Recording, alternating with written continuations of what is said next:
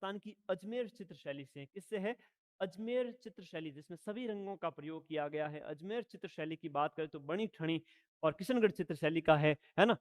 आपको थोड़ा सा याद रखना है, नाथ द्वारा की एक महिला चित्रकार है कमला इलायची। यह प्रश्न कई बार परीक्षा में आता है।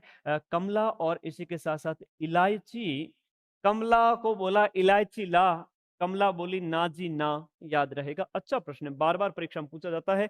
कोटा शैली को कहते हैं शिकार की शैली, राज रानियों के द्वारा, नारियों के द्वारा शिकार की शैली कोटा शैली। बूंदी शैली है तो पशु पक्षियों की शैली है, बूंदी पशु पक्षी।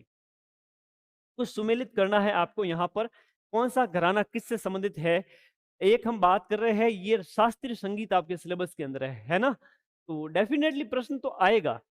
शास्त्रीय नृत्य और संगीत आपके सिलेबस में है, यहाँ से प्रश्न तो छपेगा, इसी लेवल का छपेगा। आपको ध्यान रखना है इसके संबंध में कि हम एक एक घराने की बात कर लेते हैं। पहले यहाँ पर देखिएगा, यहाँ पर बात कर रहे हैं, एक के सामने आपका बात करें, अतरौली घराने के प्रवर्तक है वो आपके शाहब खान है, और सैनिया घराने के प्रवर्तक आपके सूरत सेन है, और इसी के साथ साथ जयपुर घराने के प्रवर्तक भानुजी महाराज हैं, और रंगीला घराने के प्रवर्तक आपके रमजान खान हैं।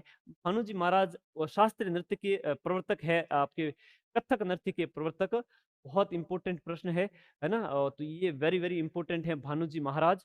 बिरजू महाराज पूछे तो उत्तर प्रदेश के अंदर, राजस्थान में पूछे तो भानुजी महाराज, कई बार परीक्षा में पूछा गया प्रश्न है। तो एक के सामने डी कहां पर है? इसमें भी है, इसमें भी है, और इसके बाद सी भी दोनों में है।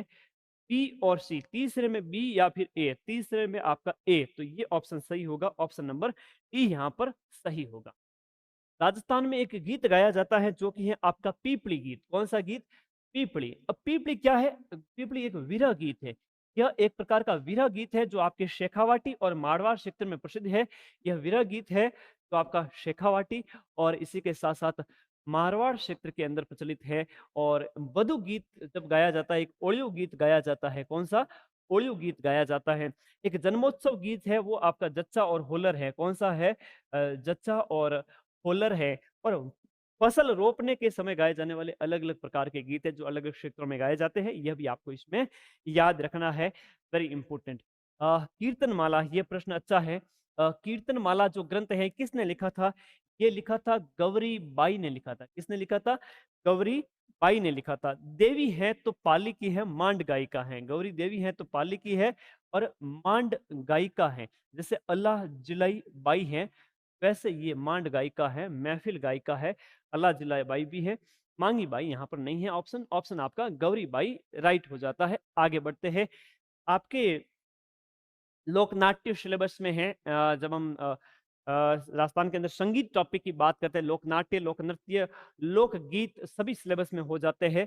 कान गुजरी, रशीली तंबोलन, टुट्टन मियाँ किस कलाकार के द्वारा रचित तमाशे हैं? बात तमाशे की हो रही है। जब जयपुर में ये आया था प्रताप सिंह के समय में, किसके समय में?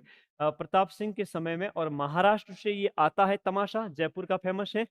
ये बंशीधर भट्ट के हैं। किसके हैं? Banshidhar Bhatt, very very important. Banshidhar Bhatt के बारे में हम जान लेते हैं कुछ और, उनके प्रमुख जो आपके तमाशे हैं उनकी बात